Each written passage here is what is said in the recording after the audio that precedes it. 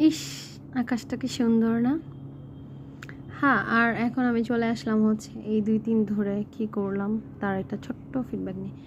এখন আমি আর হচ্ছে আমার একটা দিদি আমরা আসছি একটা জায়গায়, ভালো লাগতেছিল না দুইজনেরই। দিদির খুব জ্বর ছিল, তো ভাবলাম আমরা দুইজন কোথাও যাই। দিদিরও জ্বর, শরীর খুব খারাপ, সারাদিন শুয়ে বসে থাকা থেকে কোথায়।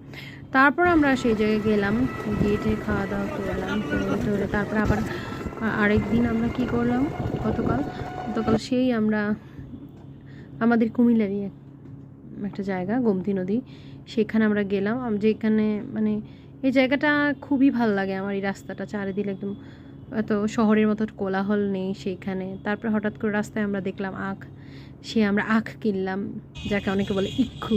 সেই ইক্ষু আমরা কিনলাম, কিনে তারপরে আমরা কি গোমতী নদীর পাড়ে আসলাম।